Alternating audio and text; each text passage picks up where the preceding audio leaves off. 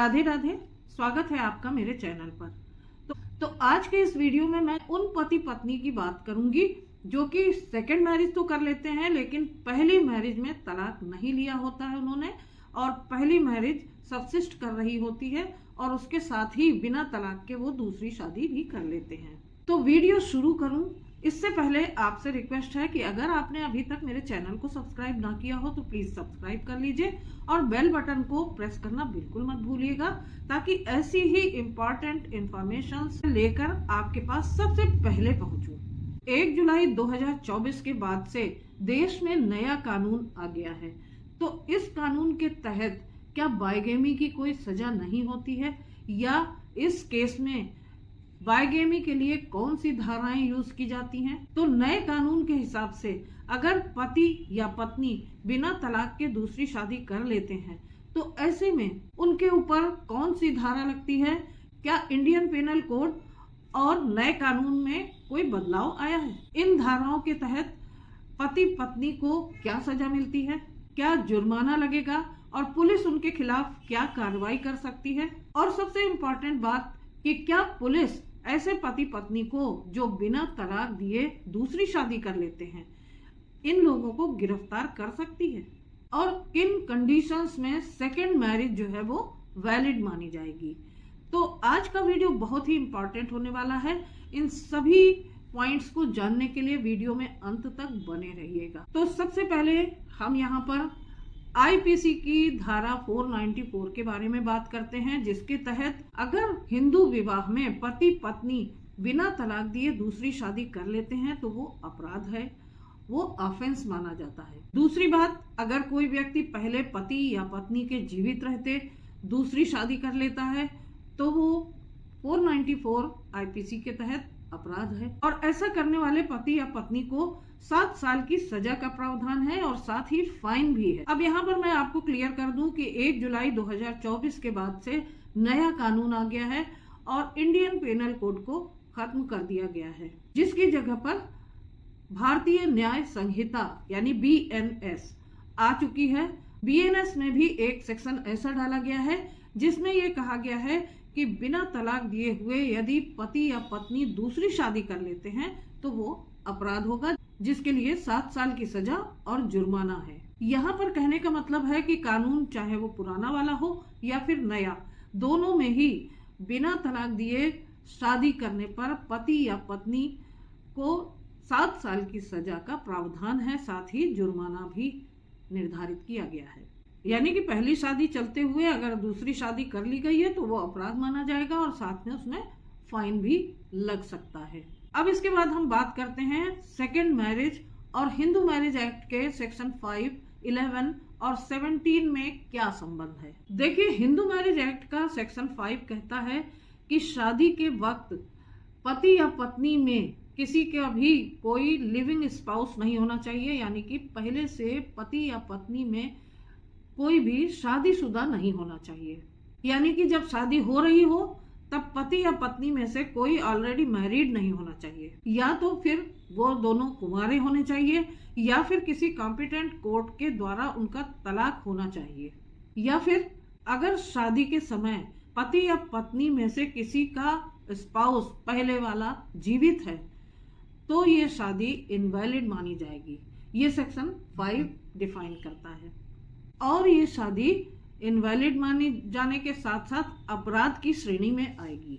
अब Hindu marriage act का section 11 invalid marriage को डिफाइन करता है, जिसमें कहा गया है, जो सेक्शन 11 कहता है कि अगर जो कंडीशन सेक्शन 5 की हैं अगर उनका वायलेशन होता है तो वो शादियां इनवैलिड मानी जाएंगी। यानी कि अगर शादी के वक्त पति पत्नी में से किसी का एक स्पाउस जीवित है पहली शादी का और उससे या तो फिर डाइवोर्स नहीं हुआ है तो वो शादी इनवैलिड मानी जाएगी। और अब हिंदू मैरिज एक्ट का सेक्शन 17 ये डिफाइन करता है कि जहां पर हिंदू मैरिज में बिना तलाक दिए हुए पहले स्पाउस को दूसरी शादी कर ली जाती है तो वो सेक्शन 494 आईपीसी के तहत या फिर नए कानून में BNS की धारा 82 के तहत ऑफेंस माना जाएगा, अपराध माना जाएगा और उसके लिए सजा भी होगी। तो चलिए ये क्लियर हो गया कि सेक्शन 5, सेक्शन 11 और section 17 of Hindu marriage act क्या डिफाइन करता है सेकेंड मैरिज के रिगार्डिंग।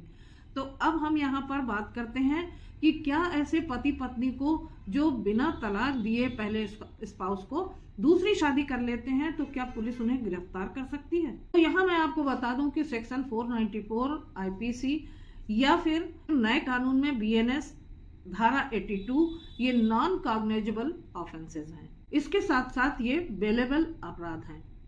इसका मतलब है कि पुलिस सीधे एफआईआर नहीं कर सकती और ना ही आपको गिरफ्तार कर सकती है। हालांकि इंक्वायरी के लिए आपको थाने बुलाया जा सकता है, लेकिन बिना कोर्ट के ऑर्डर के आपको गिरफ्तार नहीं किया जा सकता।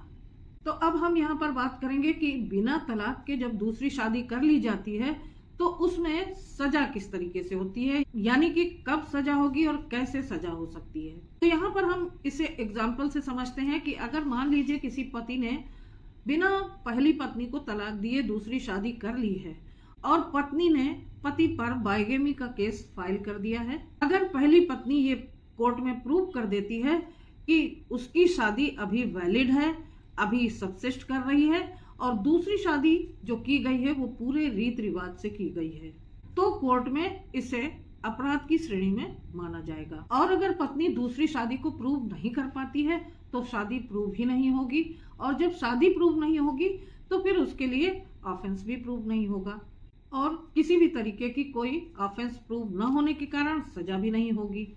तो यहाँ तक तो आप बात समझ गए होंगे। तो चलिए अब जान लेते हैं बाइगेमी की कंप्लेंट फाइल करने का तरीका क्या है।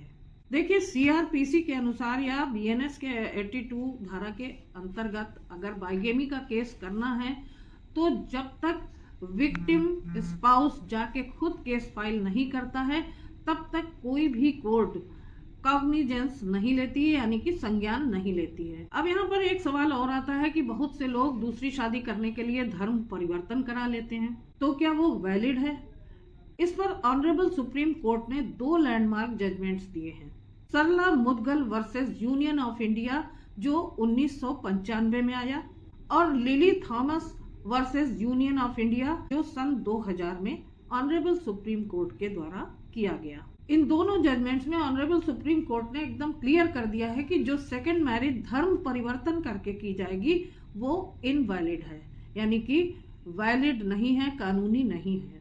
तो दोस्तों आज के इस वीडियो में मैंने बहुत सारे पॉइंट्स को क्लियर किया, बहुत सारे पॉइंट्स पर डिस्कस किया। Bigamy, second marriage, Hindu marriage act का सेक्शन 5, 11 और 17, इसके साथ साथ धर्म परिवर्तन करके जो शादी की जाती है वो उसके बारे में, इसके साथ साथ वीडियो में बाइगेमी से रिलेटेड बहुत सारे पॉइंट्स में डिस्कस किया गया जिससे आपको बहुत जानकारी मिली होगी। तो इस वीडियो के बारे में आपकी क्या राय है मुझे कमेंट करके जरूर बताइएगा। वीडियो पसंद आया हो तो वीडियो को लाइक और शेयर करना बिल्कुल मत भूलिएगा।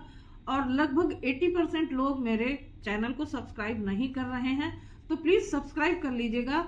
मैं अपने वीडियोस के माध्यम से आपको बहुत ही इम्पोर्टेंट, बहुत ही प्रेशियस इंफॉर्मेशंस देना चाहती हूँ, तो फटाफट से मेरे चैनल को सब्सक्राइब कर लीजिएगा। तो फिर मिलती हूँ अगले वीडियो में एक नई इंफॉर्मेशन के साथ, एक नए टॉपिक के साथ। तब तक अपना ख्याल रखिएगा। आप सभी को राधे राधे।